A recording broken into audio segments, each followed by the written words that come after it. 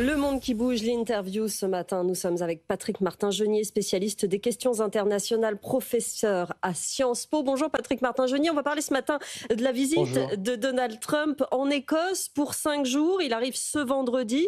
Alors officiellement, c'est pour inaugurer son 3e parcours de golf écossais dans le nord-est du pays. Il devrait, pour commencer, être accueilli par une vague de manifestations à Édimbourg et à Aberdeen.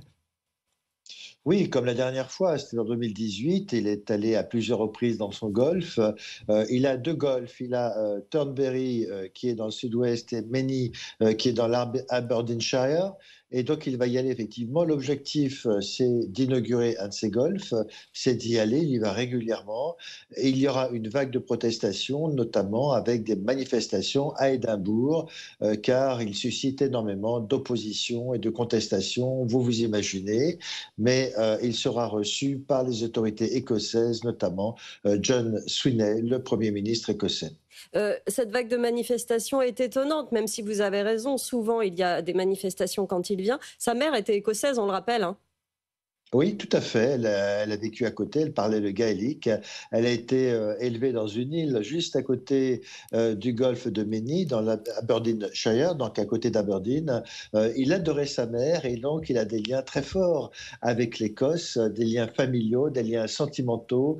Et c'est ce qui explique effectivement ses déplacements réguliers et ce qui peut expliquer également sa position sur un éventuel accord commercial avec le Royaume-Uni. Donc il a des liens très forts, mais attention, l'agenda est parfaitement privé, ce n'est pas une visite politique, même s'il rencontrera des autorités politiques.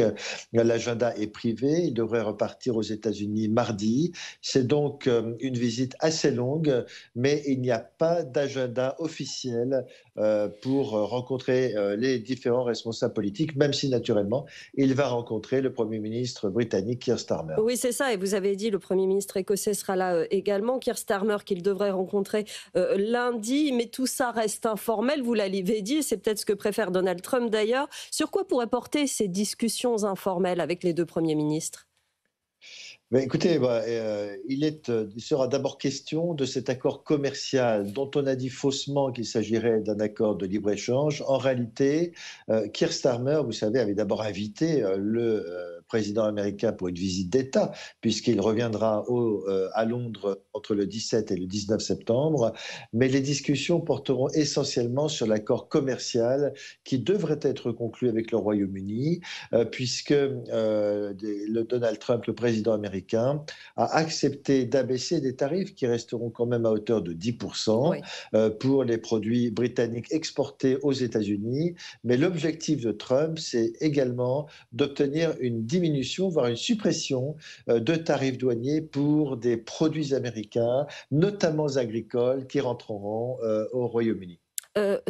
Effectivement, vous l'avez dit, cet accord entre le Royaume-Uni et les États-Unis concerne des droits de douane à 10% sur les produits importés en Amérique. Est-ce que les Écossais ont des dossiers privés, des dossiers personnels eux aussi à défendre finalement? En dehors de cet accord avec le Royaume-Uni, on sait que certaines industries, certains secteurs essayent de négocier à titre personnel en quelque sorte.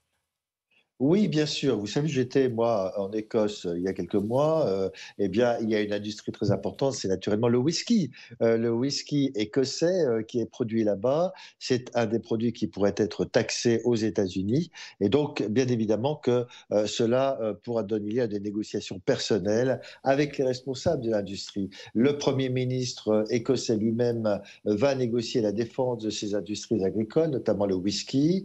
Il y aura aussi, sans doute, des discussions d'ordre politique international. Mais attention, les négociations commerciales sont d'abord le fait du Royaume-Uni qui défend donc sa politique commerciale pour l'ensemble du pays. Mais oui, vous avez raison, il y aura des dossiers tout à fait personnels comme le whisky, mais également l'industrie pharmaceutique qui est présente en Écosse. Cette visite de Donald Trump, c'est aussi un moyen pour le président américain de s'éloigner de l'affaire Epstein, qui vraiment est un caillou dans sa chaussure en ce moment. Est-ce qu'il est concrètement menacé ou ça va passer comme tout le reste?